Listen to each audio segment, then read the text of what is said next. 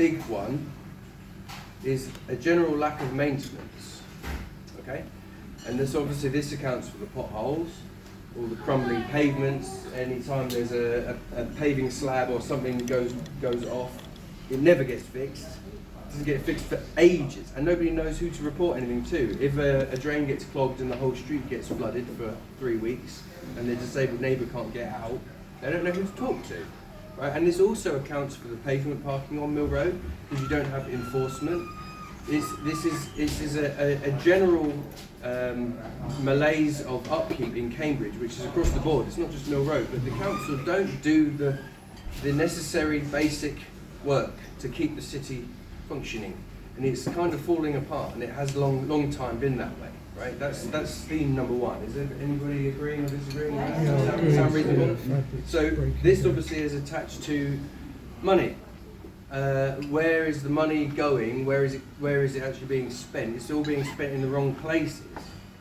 This is a hard one to actually pinpoint definitively, but this is, people are paying taxes and council rents and things like that, and it's always going up, it seems, but the services are constantly being wound down. And then, like I said, if the roads are crumbling into nothingness, and you never see a traffic warden, so people feel that they can just take their scooter up on the side of the street or cycle the wrong way down or go for a red light or whatever, it's all attached to the fact that the council don't spend the money where it should be spent, and then they seemingly have all this money for crazy projects that nobody actually asked for, it's not in Romsey, but the Dutch style roundabout gets raised, it's like a £2.5 million roundabout that is just sort of bonkers and is more dangerous than a regular roundabout.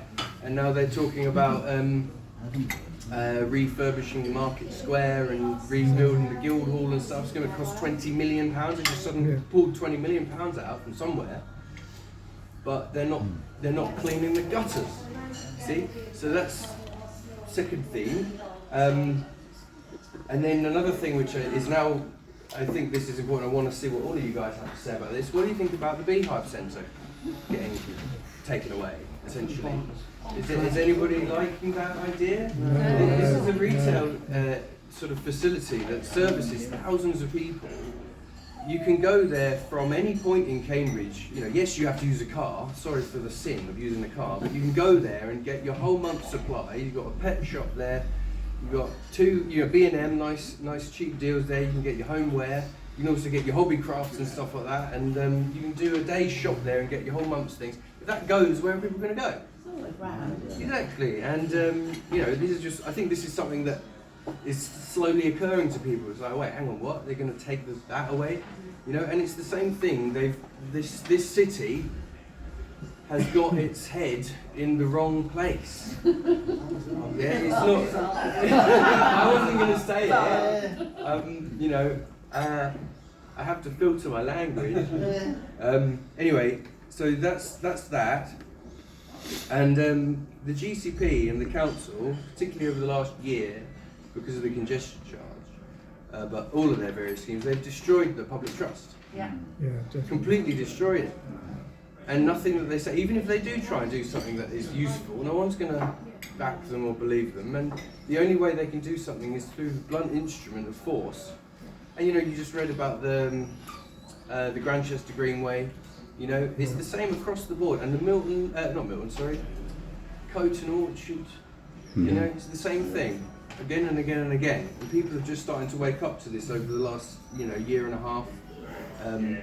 I certainly did when the congestion charge started. That's when I realised kind of what's on the cards for us in Cambridge. And then obviously now we start to learn about the overdevelopment generally, packing more and more people. Excuse me, can you elaborate on the Grantchester? I don't know. Oh, sorry, I should. Also, in a nutshell. I don't know about that. Oh, you don't know about that? Okay, well, I'll make this as quickly as I possibly can. These are two examples of many examples where the GCP have come along and proposed something that actually means this is what we're going to do, and then they've consulted on it, meaning we care what you think. And in Grantchester they were actually told, if the majority of residents don't want this to happen, it won't happen. but 75% odd were against it, and they've gone ahead with it anyway. And what they want to do is put like a big green tarmac cycle highway through Grantchester, that very beautiful old picturesque English village, yeah, against the will of everybody who lives there, or you know, the majority of people who live there who responded to the consultation. Anyway, they were told on good faith, it's like, look, we'll consult you. If you don't want it, we won't do it. That was a lie. Anyway, and then the Coat and Orchard one, it's been going on for about 8 years. They want to build a busway that goes from Camborne to Cambridge. Right, so you've got Cambridge, Camborne over there. Remember, it's about 25 minutes away. Parallel with 428. Now putting a bus lane along the A428, you can picture the map of Cambridge, right? Coming in from Madingley Road, but instead of just a bus lane going along to expand the existing dual carriageway, they want it to go into the green belt and straight through the orchard, which is a nature reserve. Taking right? down 1,000 trees. Yeah, and Coton Parish Council and their kind of like At 10 times the community cost group have been fighting it for 8 years. Yeah, and the thing is that they've got an alternate route where they've commissioned their own report, where they can have it, instead of coming off the road, they just have it as an extension of the existing road. It would be cheaper, it wouldn't destroy the countryside, it would be just as effective. They've put it to the GCP and they just refuse. Just say no. Like, why are they so unreasonable? Anyway, look, we don't have to go into all that. This was only point number 4. All right, the general themes that I'm talking about. Didn't get sold. They could poultry took it. People are waking up to what's happening to Cambridge. It's pretty much what I'm talking about. Now, this is number 5. I